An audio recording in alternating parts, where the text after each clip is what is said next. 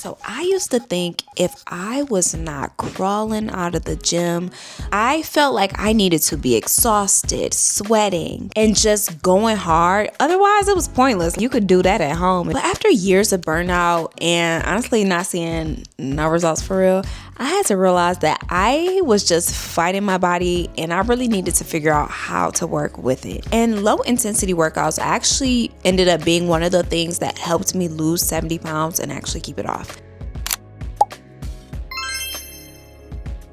I'm not gonna even lie, I used to get irritated with the girls who would promote, oh, just walk, you'll lose the weight, or just do a YouTube video, it's gonna help you get strong. I used to be irritated. I was thinking like, there is no way that's gonna do anything for me. I had 70 pounds to lose, and at that time I didn't even know it was 70 pounds, but I had 70 pounds to lose.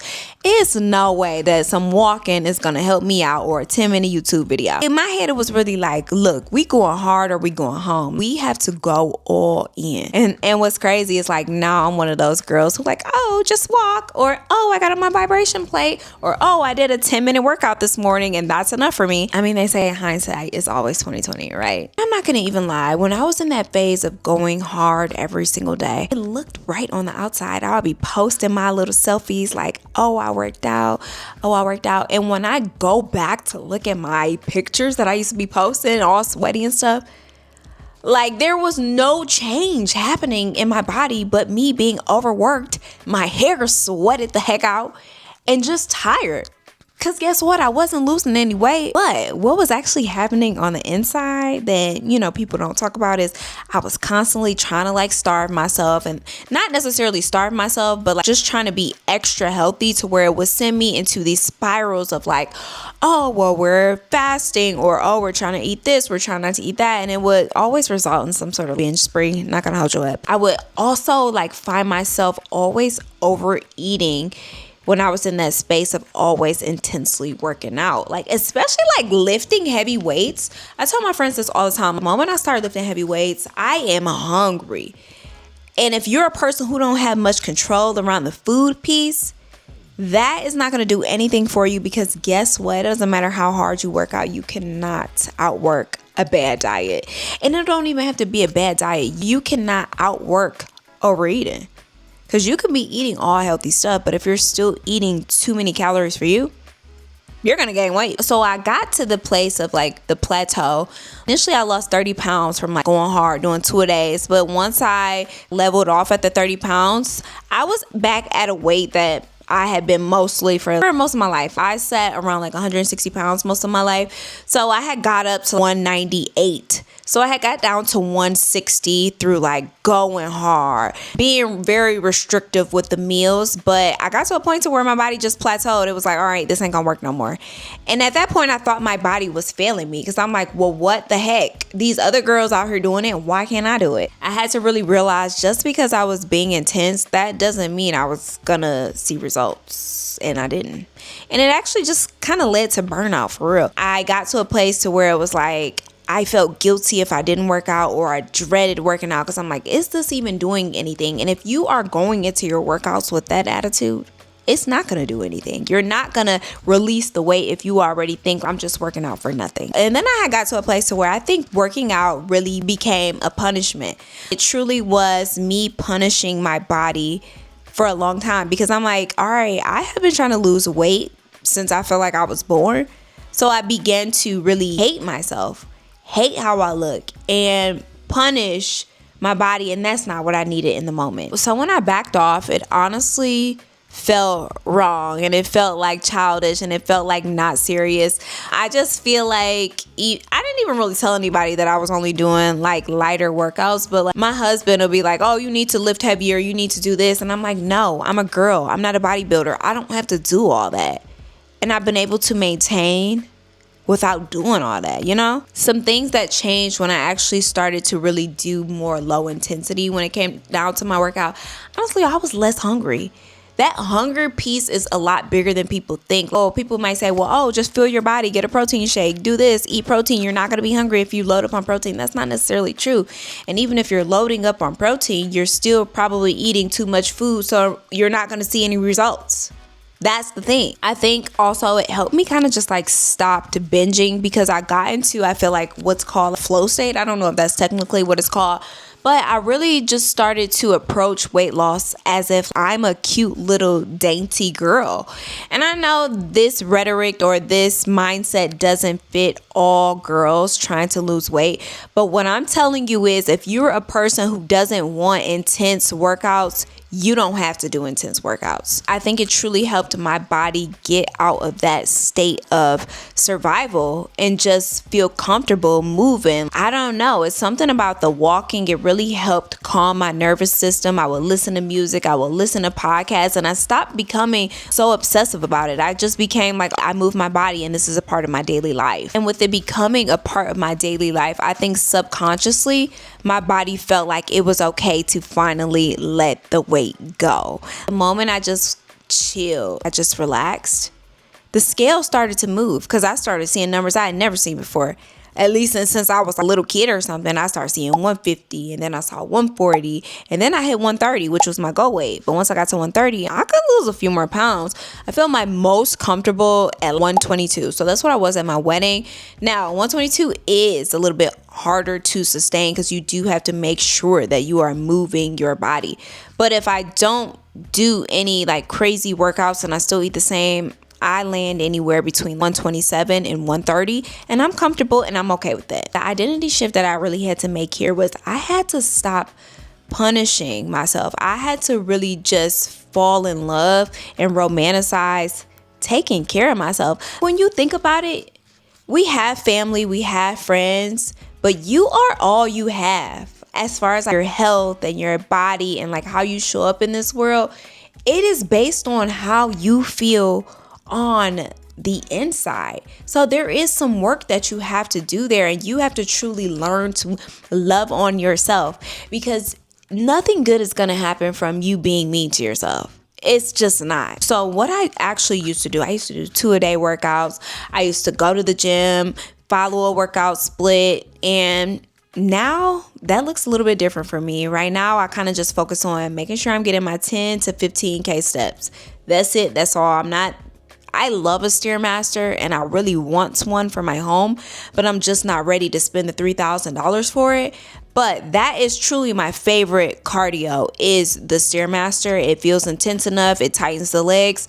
But right now, all I have is a treadmill that was affordable to me. So guess what? We just walk on the treadmill. Sometimes we might put a weighted vest on. Sometimes we might walk on an incline.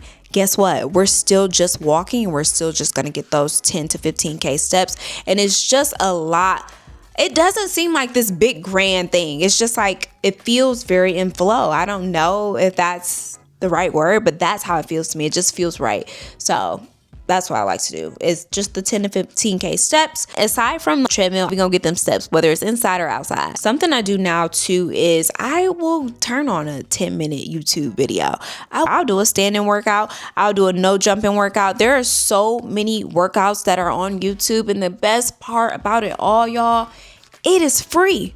You can build a workout split from the videos. You don't have to hire a trainer for that.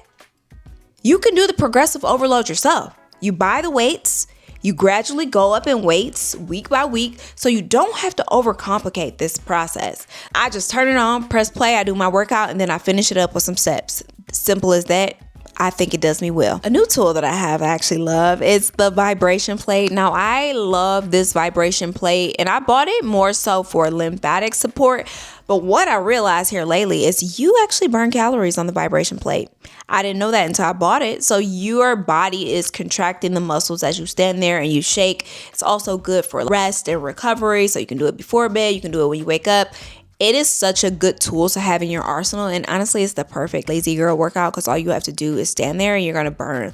I think my husband got on this morning and he burned like 100 calories because he just stood there for 10 minutes. So something that I like to do is I pair the vibration plate with an arm workout, like a Pilates arm workout. That's something that's not too crazy.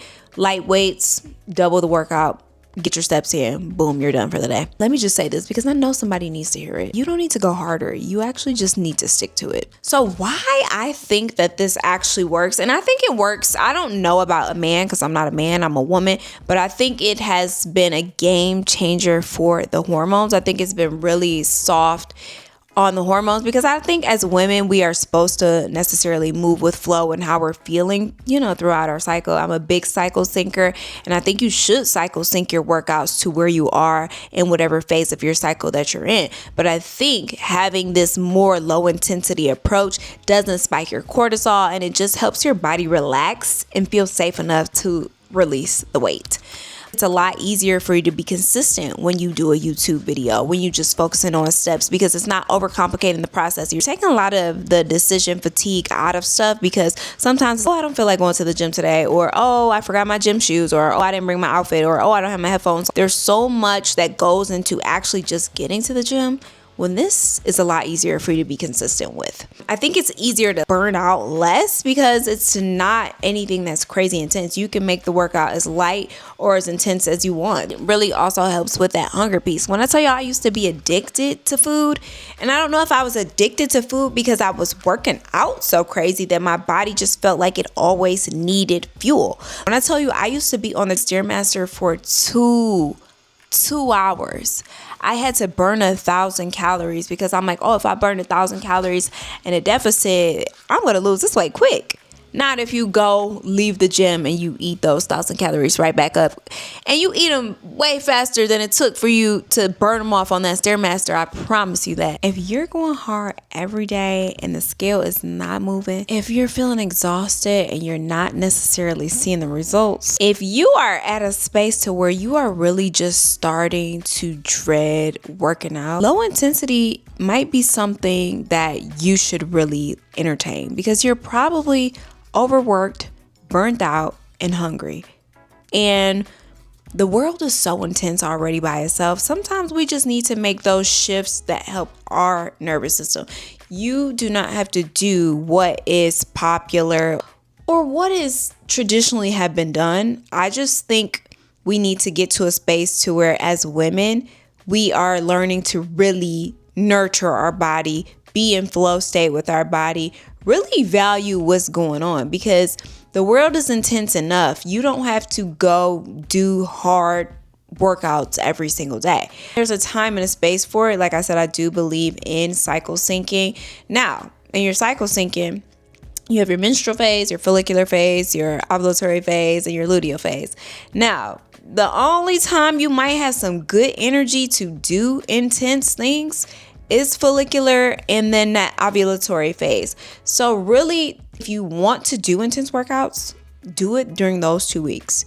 And then other than that, learn to do some low impact workouts. Learn to walk a little bit more. You do not have to put as much stress and pressure on the working out piece because honestly, y'all, it's really the food, for real. So I just want to close with the problem might not be that you're not doing enough to get the scale to move, to get the weight to come off. It might be that you are actually just doing way too much for your body. Weight loss is not supposed to feel like a punishment, y'all. And the thing is, consistency will beat that intensity every single time. And so I want you guys to really think about it and come from the point of taking care of yourself should feel good, should make you feel good. And if you are getting stressed out, dreading workouts, overworking yourself, just burnt out, it might be time to make the shift to the low impact side of the workouts. I want you guys to truly give yourself permission to actually slow down and accept the fact that you might be doing too much and it's okay to slow down. I want you guys to really build out a routine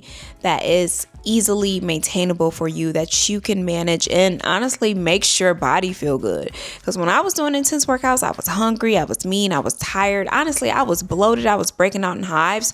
I don't experience a lot of that anymore. Honestly, most of it. I still might be a little mean, but other than that, I don't experience all of those weird, odd symptoms that I used to. And I think it was me just overworking my body. If this helped you, please let me know down in the comments below. If you guys want to know some of my favorite workout girlies here on YouTube, let me know. I can probably make a video about it or, put their pages down below. But when I tell you guys I love me a YouTube video down these days, it's going to be a game changer. And at this point, the world is so expensive. And if the workouts are free online, cut back where you can. So I hope you guys enjoyed this video. Don't forget to like, comment, and subscribe. Bye.